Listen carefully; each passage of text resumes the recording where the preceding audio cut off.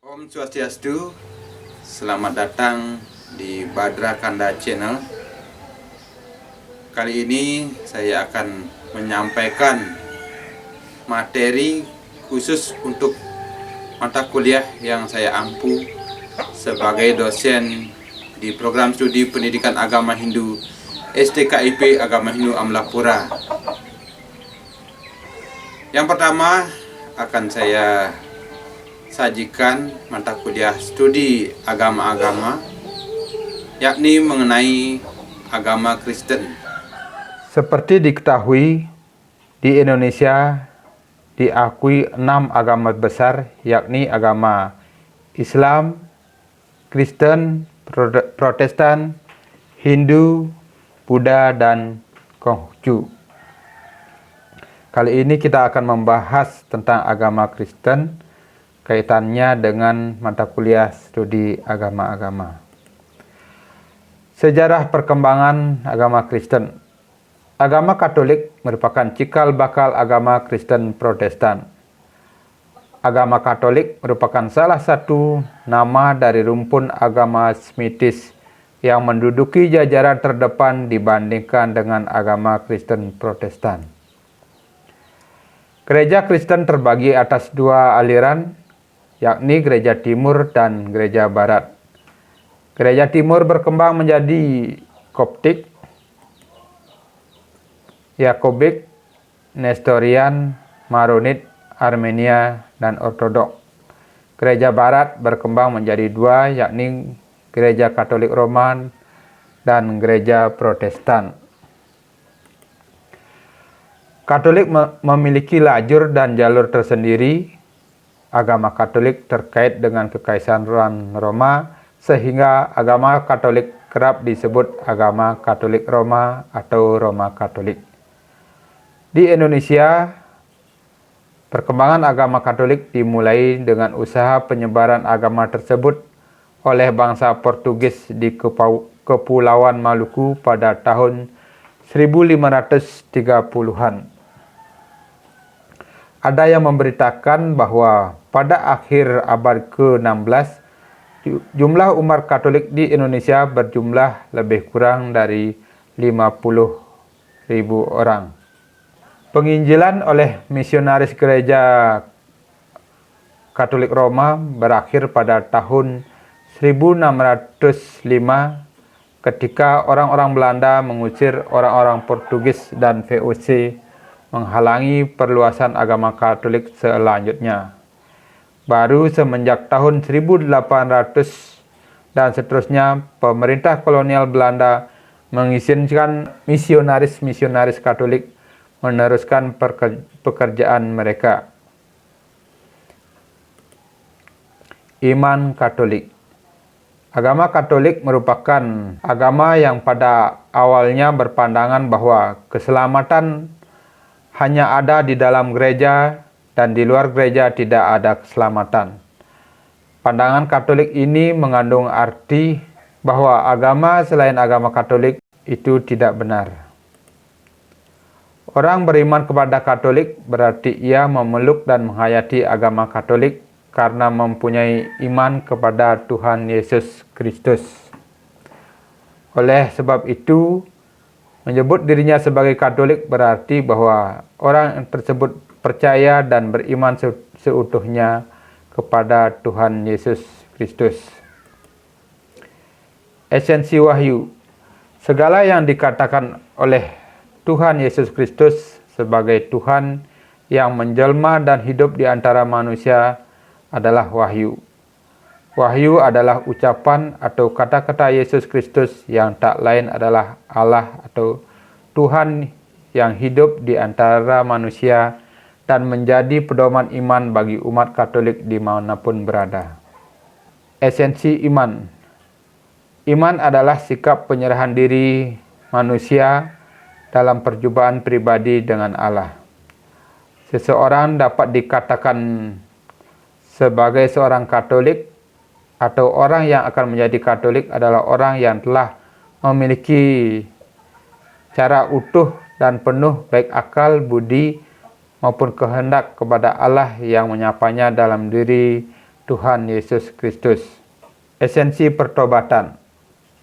Pertobatan adalah sikap tobat, sikap yang diambil untuk meninggalkan paham lama atau cara hidup yang lama dengan segala kebiasaan dan kecenderungan yang ada untuk mengarahkan diri dan hidupnya pada yang sungguh-sungguh baru.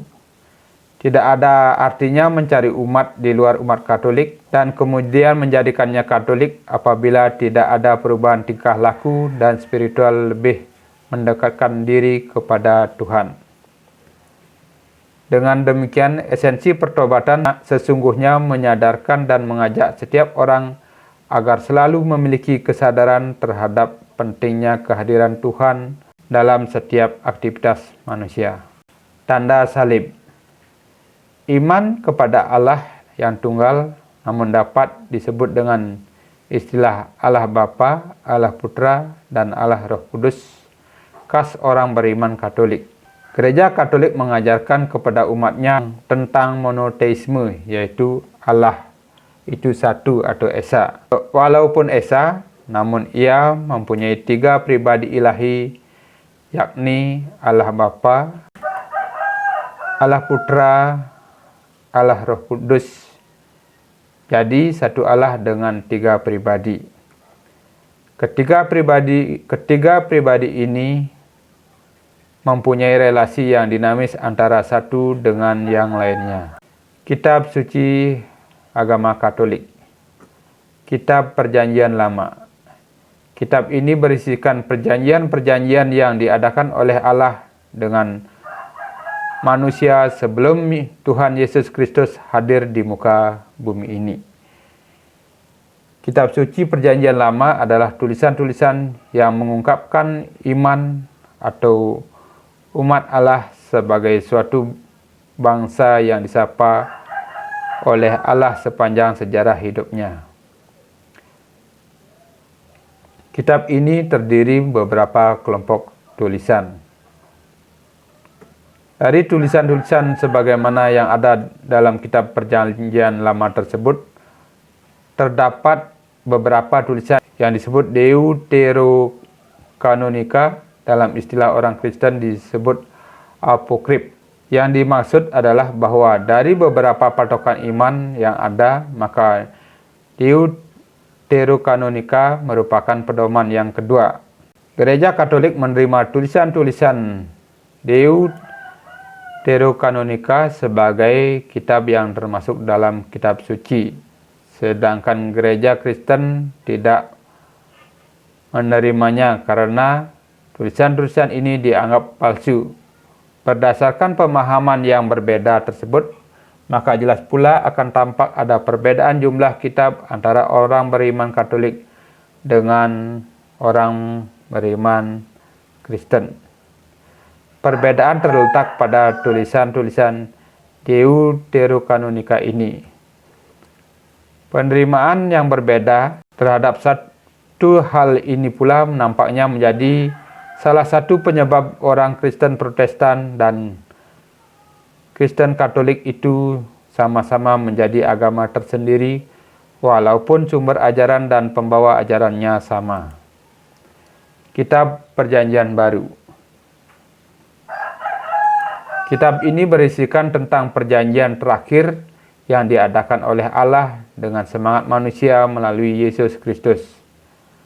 Perjanjian Baru adalah kumpulan tulisan-tulisan yang secara langsung menjadi saksi abadi dan ilahi akan misteri penyelamatan Allah dengan umat manusia melalui Yesus Kristus.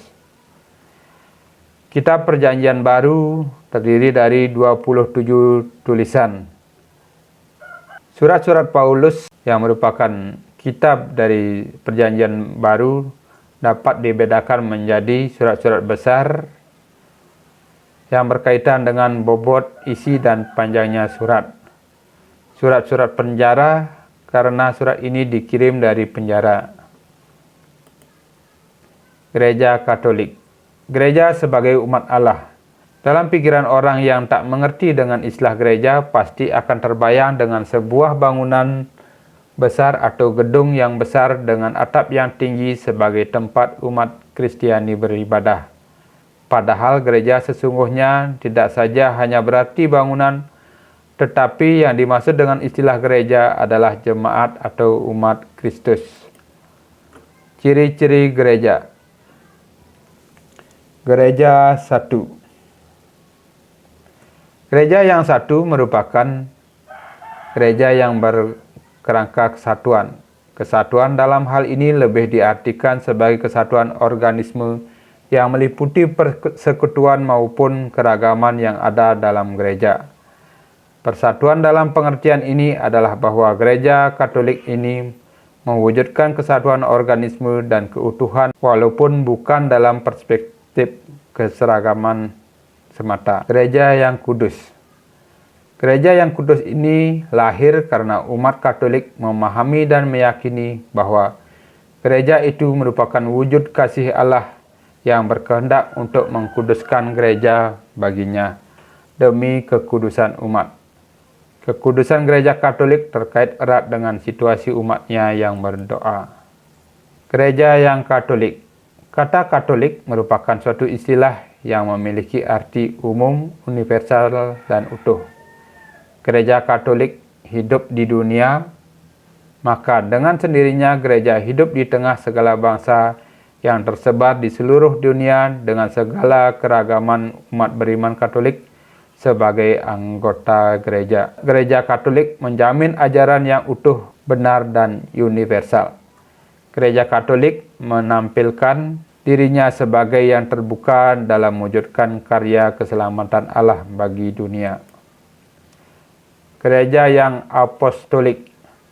Bahwa keberadaan gereja Katolik sangat terkait dengan panggilan dan perutusan para rasul yang diterima dari Yesus Kristus.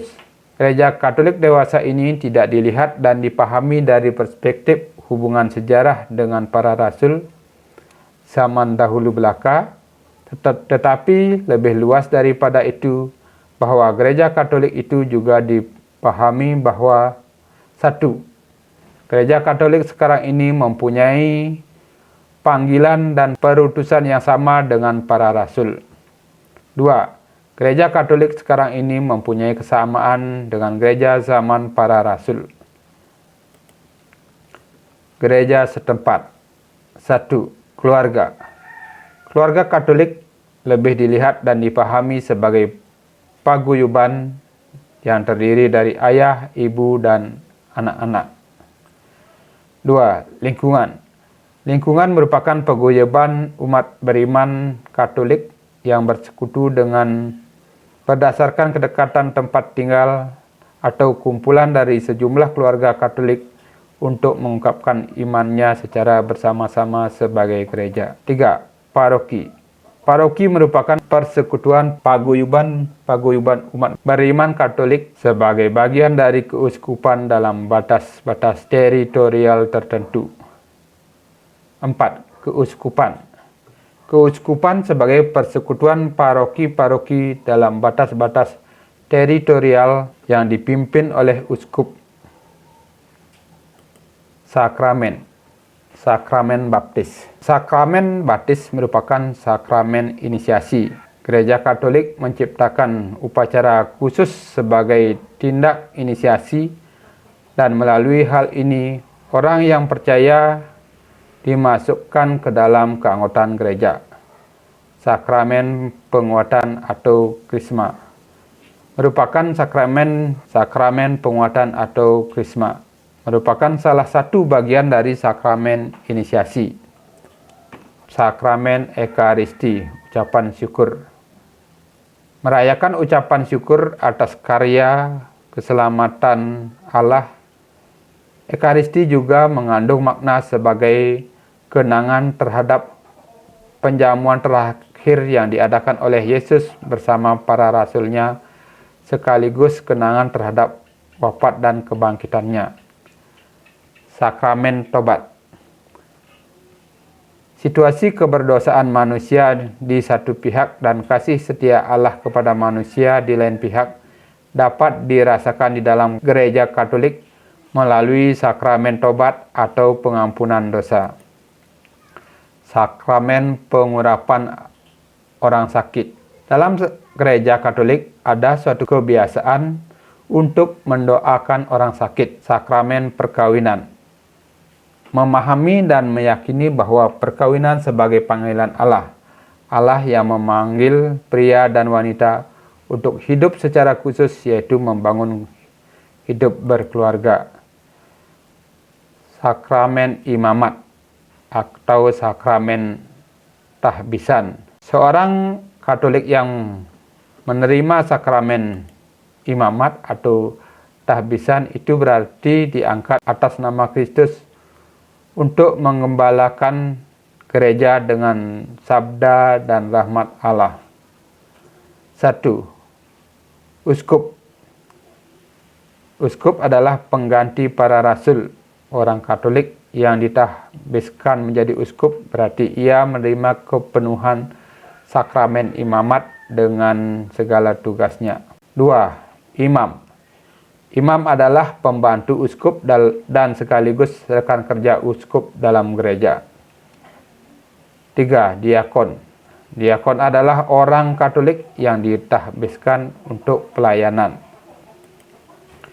Liturgi Gereja Katolik. Masa Natal merupakan pesta untuk merayakan kehadiran Tuhan yang dirayakan pada tanggal 25 Desember. Devosi Gereja Katolik. Maria disebut juga Bunda Allah dan Gereja. Sosok pribadi Bunda Maria dalam kehidupan Gereja Katolik mempunyai tempat yang istimewa.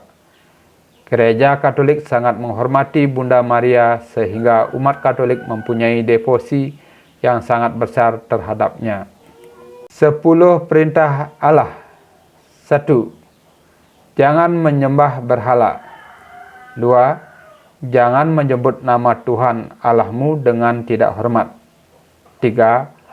Kuduskanlah hari Tuhan.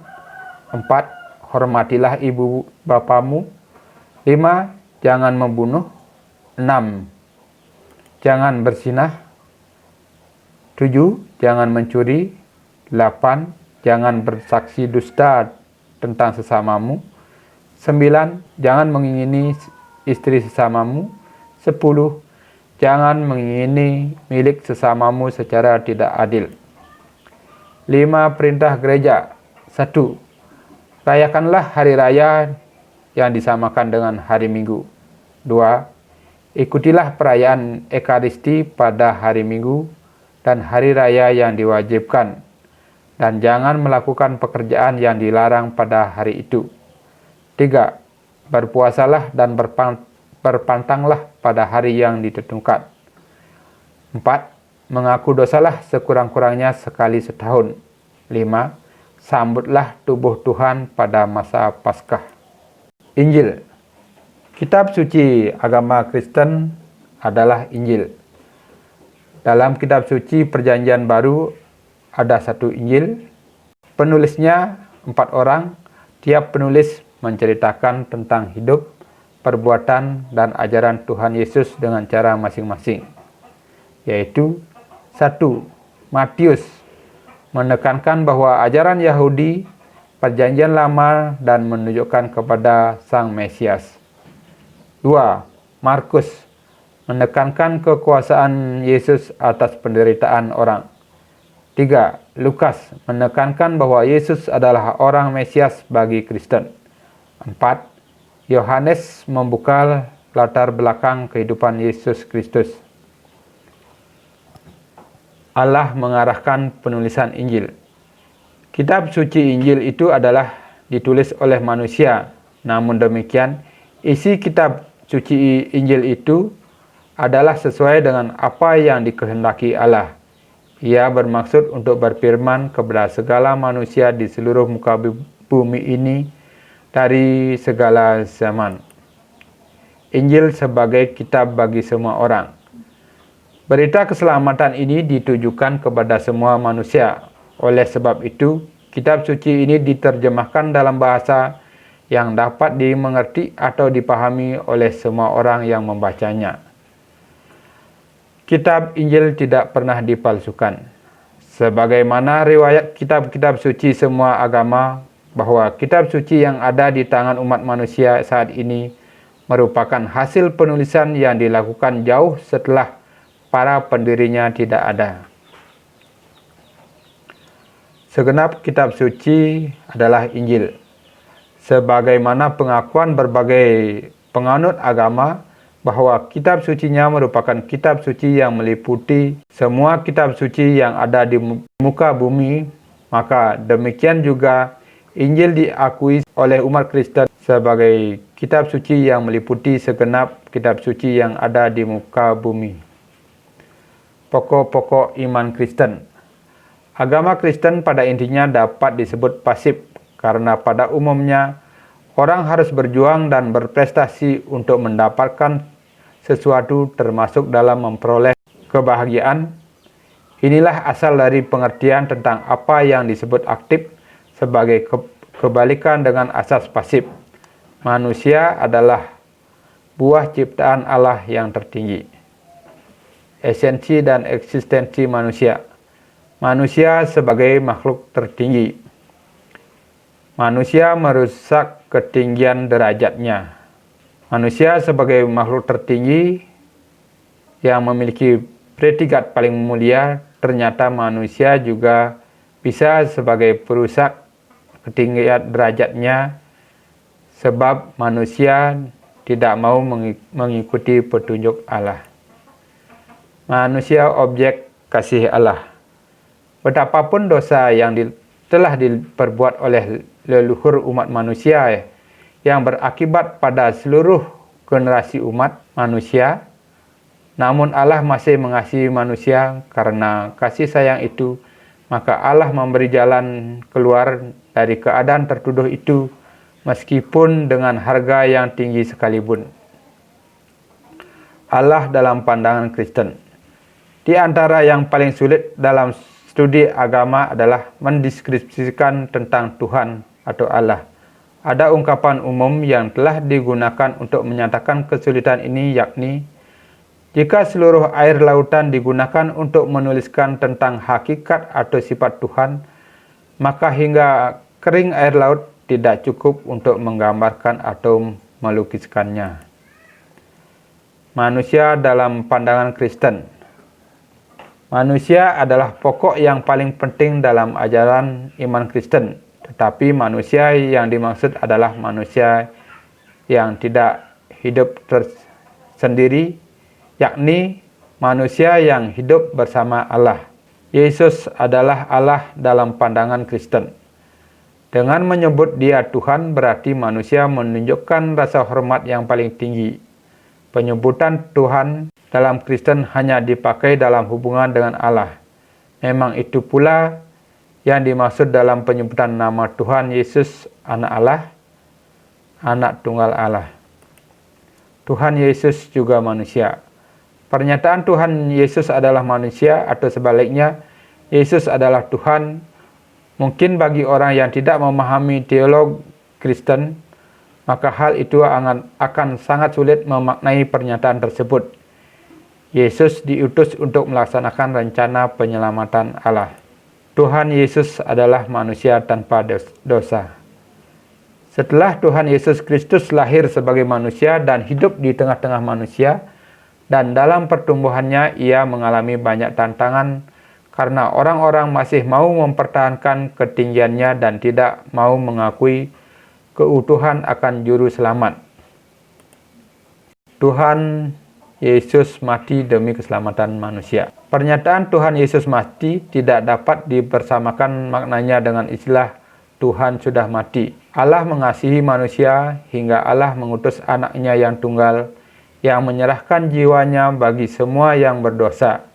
Dengan kematian Tuhan Yesus itu, akhirnya semua orang berdosa menjadi bebas dari hukumannya. Yesus Kristus telah bangkit.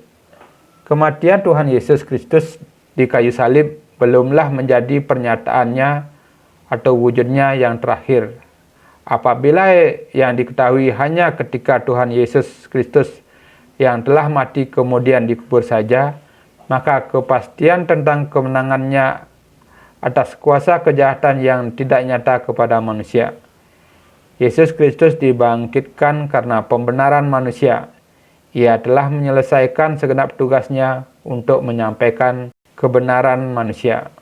Allah dalam konsep Tritunggal. Ajaran tentang Tritunggal bukanlah buah pikiran manusia atau penemuan spekulasi. Allah sendiri dalam firman-Nya menyatakan bahwa Ia adalah Allah Bapa, Anak, dan Roh Kudus, 1 dan 3. Ketritunggalan Allah dicoba dijelaskan dengan pengandaian api, yaitu bahwa antara nyala, sinar, dan panas adalah satu kesatuan. Penghakiman terakhir juga disebut hari penghakiman, pengadilan terakhir, atau hari kiamat. Demikianlah para mahasiswa saya dan para penonton semua, sudah saya jelaskan mengenai keberadaan agama Kristen. Saya selaku dosen pengampu mata kuliah studi agama-agama di STKIP Agama Hindu Amlapura, mohon maaf yang sebesar-besarnya jika ada penyampaian saya yang kurang pas. Saya akhiri dengan para mesanti. Om Santi Santi Santi Om.